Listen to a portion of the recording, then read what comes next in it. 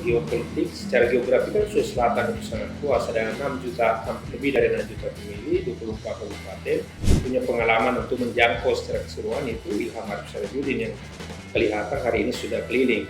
Tapi kita tidak melihat apakah ke depan langkah-langkah apa yang dilakukan figur-figur besar seperti Dani Pomanto, Adnan Purica, Rusdi Mase, untuk menghadapi pemilu ini. Tapi saya melihat keduanya isu silaturahminya tetap masih jalan.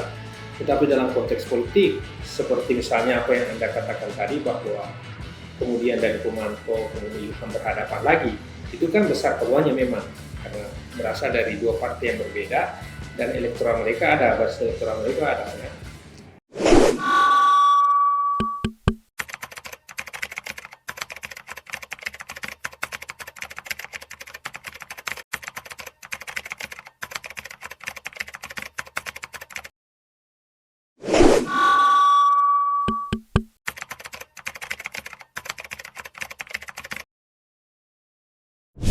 Pilkada Sulsel ya,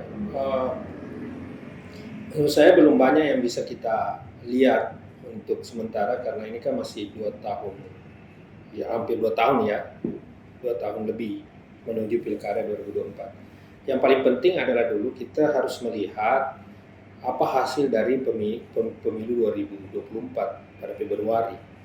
Karena landasan Pilkada kan tidak sama Pilpres. Kalau Pilpres kan untuk pencalonan Pilpres itu mengambil hasil dari 2019. Ya. Tapi untuk Pilkada dia murni mengambil dari 24, pemilu 2024. Nah dari situ kemudian kita baru bisa melihat bagaimana peta yang mungkin akan terjadi dari hasil pemilu itu.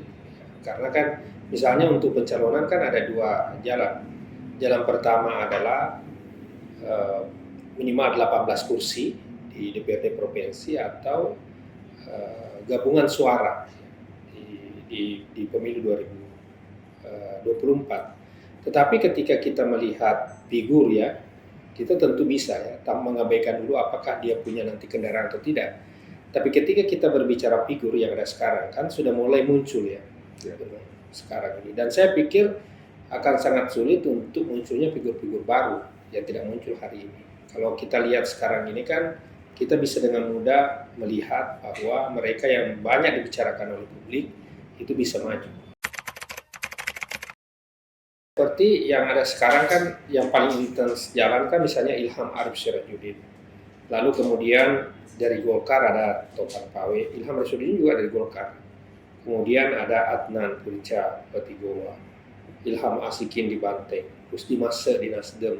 Andi Sudirman Sulaiman sendiri sebagai incumbent tentu punya peluang yang besar ya. Ya mungkin saja ada Nurdin Halid misalnya di Golkar, ada Andi Iwan Aras di Partai Gerindra ya.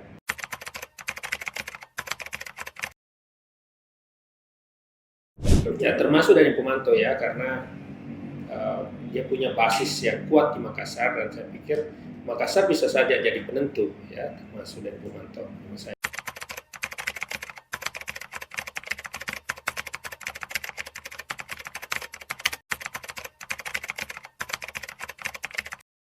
Ya kalau kita melihat perolehan suara beliau di Makassar memang itu belum cukup ya untuk bisa dikatakan bahwa dia punya basis yang besar di Makassar. Tetapi setidaknya bahwa apa yang terjadi dengan Dani Pomanto di 2 pilkada ini ya di 2 pilkada 2013 dan 2020 kemarin itu sudah bisa menjadi penggambaran bahwa sebenarnya beliau punya modal yang kuat untuk maju. Walaupun menurut saya itu belum cukup untuk mencapai kemenangan karena geopolitik secara geografi kan Sulawesi Selatan itu sangat luas, ada 6 juta, lebih dari 6 juta pemilih, 24 kabupaten, dan itu harus memerlukan strategi yang tepat yang berbeda dengan apa yang dia lakukan di Makassar.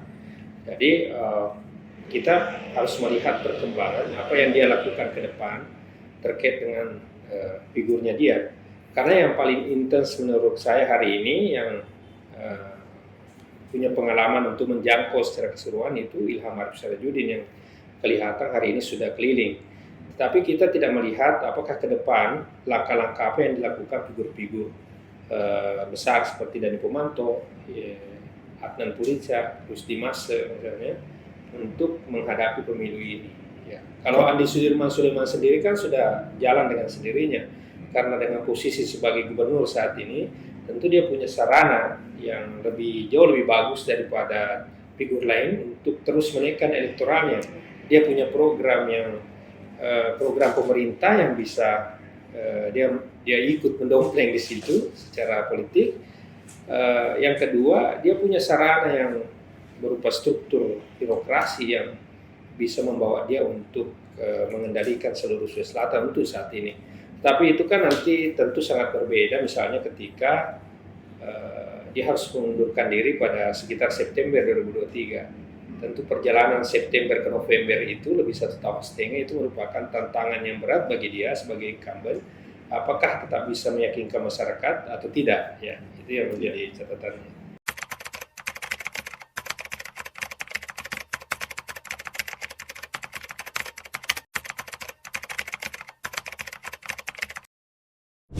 Dalam politik itu suatu hal yang wajar ya. Ketika ada kesempatan untuk ikut berkompetisi, tentu tidak bisa juga ditapikan begitu saja. Tetapi saya melihat keduanya silaturahminya tetap masih jalan. Tetapi dalam konteks politik, seperti misalnya apa yang Anda katakan tadi bahwa kemudian dari Purmanto, kemudian Ilham berhadapan lagi, itu kan besar peluangnya memang karena berasal dari dua partai yang berbeda dan elektoral mereka ada, basis elektoral mereka ada ya. Bahkan kemudian sama-sama mereka punya basis elektoral yang kuat di Makassar. Ya walaupun belum pernah secara nyata keduanya berhadapan ya, kan belum pernah berhadapan. Justru pada 2013 misalnya Ilham mendukung dari Purmanto lalu sukses, lalu kemudian di 2020 Ilham lebih condong ke Dengica lalu kemudian kalah, tapi itu tidak bisa menggambarkan bahwa hasil itu akan menjadi hal yang akan terjadi di Pilgub nanti. Tetapi menurut saya jika kemudian akhirnya mereka bertemu lagi dalam kontestasi Pilgub, di mana Ilham yang turun tangan sendiri, lalu kemudian Purmanto turun tangan sendiri, ini menarik untuk kita nanti, yang mana akan menjadi penguasa Makassar sesungguhnya. Tetapi bukan itu yang akan menjadi dasar ya, kalau kita mau menebak potensi kemenangan. Karena Makassar memang menjadi salah satu penentu di pemilihan gubernur, tetapi dengan potensi suara 1 juta, ada 5 juta suara lain di luar itu, di luar Makassar, yang justru jauh lebih menentukan, dan itu tantangan berat bagi Ilham dan juga dari Purmanto. Tapi untuk sementara menurut saya, Ilham jauh lebih berpeluang daripada Dhani ketika kita berbicara hari ini. Ketika kita berbicara di 2024, kita tidak tahu apa yang akan terjadi. Tetapi untuk hari ini, kita bisa melihat bahwa potensi untuk meraup dukungan jauh lebih besar itu ada pada Ilham Arif Syarifudin. Kenapa demikian? Karena dia punya pengalaman di 2013 yang berhadapan dengan Pak Sahrul. Ketika itu Ilham mampu memberikan perlawanan yang sangat ketat. Ya, Pak Sahrul kalau tidak salah mendapatkan 2,3 juta atau 2,4 juta suara, sementara Pak Ilham mendapatkan sekitar 1,7 juta suara. Itu suara yang sangat signifikan yang ketika itu Pak Ilham melawan seorang incumbent. Ya, apakah kemudian hasil itu kemudian bisa dikonversi ke 2024? Tentu secara umum kita tidak bisa katakan itu bisa dikonversi, tetapi itu menjadi modal dasar bagi Ilham Arif Syarifudin untuk bergerak di Pilgub 2024. Kenapa? Karena dengan demikian ya, dia punya jalan atau dia punya roadmap yang mungkin bisa dia pakai lagi, yang mungkin dia bisa telusuri ulang terkait dengan jalan-jalan politik yang dia biasa lewati di 2013 untuk kemudian dia gunakan di 2024. Dan itu tidak dimiliki oleh calon lain menurut saya ya. Yang saya sebutkan tadi, Dhani Purmanto tidak memiliki itu. Dhani Purmanto harus merancang ulang lagi strukturnya di daerah-daerah di 24 kabupaten, 23 kabupaten, kecuali Makassar yang memang dia lebih kuat. Lalu kemudian Adnan juga seperti itu, Rusdi Mase juga seperti itu, calon-calon lain misalnya Ilham Asikin, Iwan Darmawan Aras juga seperti itu. Jadi itu menurut saya untuk sementara yang bisa kita lihat.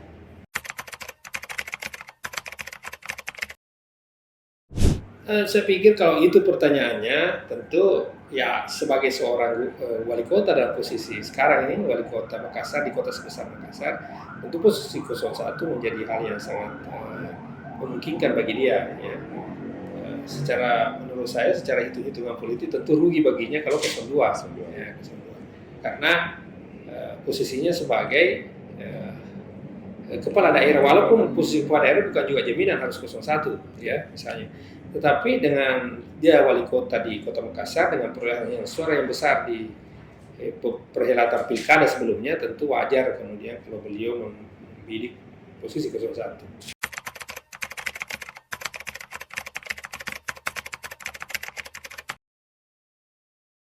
Ya, ini kan memang sangat dipengaruhi. Jadi jalan politik itu sangat dipengaruhi oleh struktural. Ya. Struktural. Dalam kontestasi perebutan suara seperti pilkada, maka ada banyak jalur struktural yang bisa dipakai. Salah satunya tadi yang paling mungkin kan tentu partai politik. Dalam posisi itu, ketika kita berbicara partai politik, maka ketua-ketua partai menjadi punya hal yang lebih mudah untuk melakukan itu. Misalnya Pak Rusdi Massa tentu di 24 kabupaten dia punya struktural organisasi partai politik Nasdem, lalu kemudian di kecamatan juga itu, di kelurahan juga seperti itu, misalnya desa kelurahan, dia punya struktur yang baik. Lalu kemudian ketika kita berbicara misalnya Topang Pawe itu dia punya struktural juga yang bagus, ya. Dia pemimpin Golkar dan kita tahu bagaimana Golkar punya struktural yang lengkap bahkan hingga sampai desa. Itu jalan-jalan politik. Ilham Sirajuddin seperti yang kita bilang tadi, dia memimpin banyak organisasi yang punya struktural bagus juga. Yang kedua, Ilham Sirajuddin ini punya kekuatan jaringan non-struktural organisasi dan partai politik, ormas dan yaitu adalah struktur relawan yang pernah dia gerakkan di 2013. Itu keuntungannya karena dia pernah bertarung. Ya. Sementara di Sudirman Sulaiman, ya, kita bisa melihat secara struktural, ya, walaupun dia di birokrasi, tapi ini kan kerja-kerja politik menyertai itu. Sebagai seorang gubernur, tentu dia punya jaringan birokrasi yang besar di setiap daerah. Ditambah lagi dia adalah peserta kontestasi pilkada 2020 walaupun dia 02 ya. 02, tetapi tentu jalur-jalur struktural partai politik yang dia pernah lewati bersama Nurdin Abdullah itu bisa dia gunakan lagi. Ya. Dani Pomanto juga seperti itu ya. Sekarang dia jalur organisasi misalnya di Kaunhas, tentu dia bisa gunakan itu untuk, tetapi dalam konteks menaikkan popularitas misalnya, terkenalannya. Tapi untuk konteks elektabilitas, menurut saya jalur-jalur yang paling mungkin dipakai ya jalur struktural partai politik dan relawan. Kalau jalur-jalur organisasi menurut saya agak sulit lah untuk menaikkan itu. Misalnya Pak Adnan ini dengan jalur PMI-nya menurut saya kan tentu agak lebih berbeda ketika partai politik, karena partai politik memang jalur struktural yang memang dibangun untuk meraih dukungan rakyat sebanyak-banyaknya. Tetapi jalur-jalur struktural misalnya PMI, misalnya KBP 3 yang dipimpin oleh Pak Ilham itu memang lebih pada jalur struktural yang tidak politis, ya. Jadinya agak sulit untuk diandalkan dalam menjadi mesin politik ke depan. Menjadi suara. Ya, jadi yang menurut saya yang paling mungkin adalah para ketua-ketua partai yang punya mesin politik yang memang diarahkan memang sebagai mesin pencari suara secara struktural. Yang kedua, jaringan-jaringan relawan yang ada yang sekarang ini yang memang diarahkan untuk itu.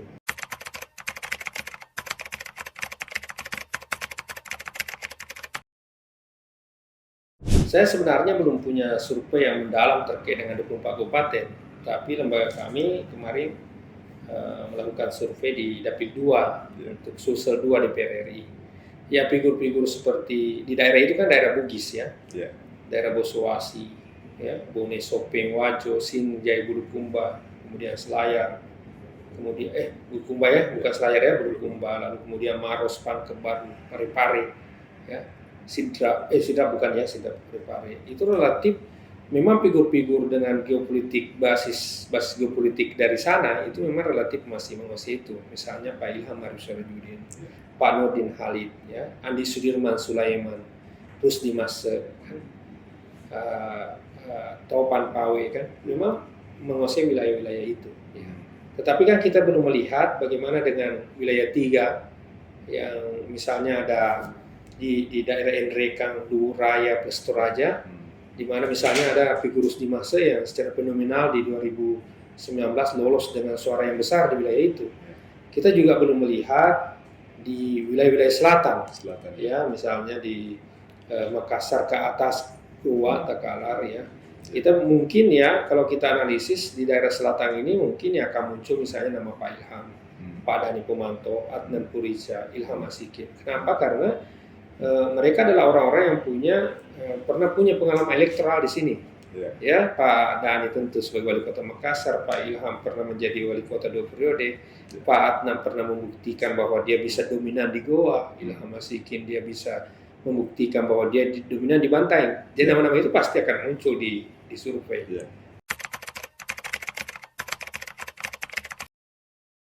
Ya sebenarnya faktor finansial bukan faktor terbesar. Banyak orang yang menyatakan kepada saya bahwa figur itu punya uang yang besar untuk mendanai pilkada.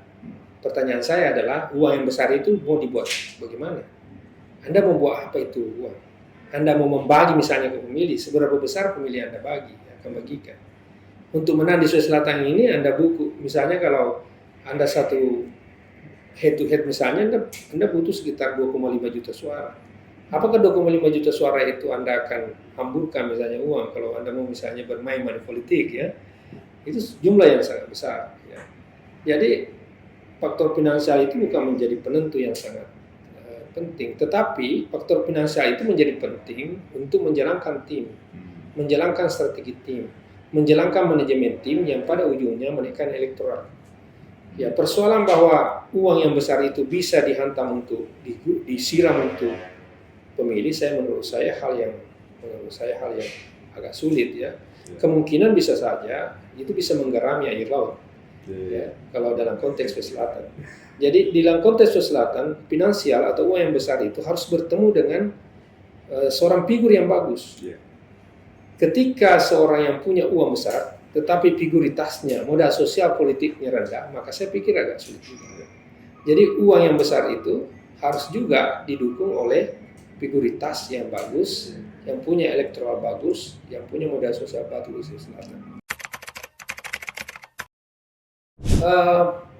Kita sulit menemukan itu, tetapi beberapa figur yang secara modal sosial politik, secara figuritas diterima oleh masyarakat Sulawesi sudah saya sebutkan tadi, ya, beberapa nama-nama itu. Tetapi apakah mereka punya kemampuan finansial yang besar untuk mendanai ini? Kita tidak tahu. Kenapa? Karena dalam konteks perebutan suara pilkada seperti ini, dalam konteks politik, ya, kita tidak bisa mengukur seberapa besar banyaknya orang, ya. Karena misalnya kalau hanya dilihat aset misalnya, tentu tidak bisa kita ukur, karena politik pilkada itu kan membutuhkan uang tunai, bukan untuk membayar pemilih, ya, tetapi untuk menjalankan tim, mendanai manajemen tim, ya, mendanai strategi tim, mendanai program-program, itu butuh uang tunai. Jadi kalau kita melihat aset yang besar di belakang seseorang, itu belum pasti bahwa dia punya dana yang besar. Dana besar ini kan berkaitan dengan apakah dia punya lembaran kertas yang besar di dompetnya, ya. Jadi menurut saya tidak bisa, kalau pertanyaannya terkait di beberapa figur ini, di mana siapa yang paling besar dananya, tentu kita tidak bisa menjawab secara gamblang. Tetapi sebuah catatan itu tadi, ya, saya ulangi bahwa uang yang besar harus bertemu dengan seorang figur yang bagus pula. Jadi, ketika figur yang bagus tidak bertemu dengan uang, maka agak sulit juga. Sama dengan ketika uang bertemu dengan figur yang tidak bagus, ya, sama-sama sulit. Isi tas dan kapasitas. Tapi isi tas dalam konteks ini jangan dipahami negatif. Isi tas yang saya maksud adalah bagaimana isi tas ini, uang yang besar ini bisa mendanai program-program tim, mendanai strategi tim, mendanai manajemen tim, bukan dalam konteks isi tas ini untuk money politik. Karena menurut saya money politik di Sulawesi Selatan bukan suatu hal yang menurut saya utama, karena karakter pemilih kita berdasarkan riset-riset yang kami peroleh adalah masyarakat yang sangat rasional untuk melihat. Masyarakat yang melihat pertama dari geopolitik, ya, latar belakangnya itu menjadi catatan bahwa masyarakat sosial ini sangat dipengaruhi juga rasionalitas terkait dengan geopolitik, ya, geopolitik asal kedaerahan dari calon itu. Yang kedua, masyarakat sosial berkarakter mereka akan mencari orang-orang yang terzalimi, orang-orang yang menurut dia bahwa selama ini dia memang punya kesempatan untuk menjadi pemimpin, tetapi kemudian secara politik dia tidak diuntungkan oleh situasi politik. Baik, ya saya kira itu wawancara kita dengan Pak Dr. Nomas. Terima kasih atas kesempatannya pada podcast kali ini.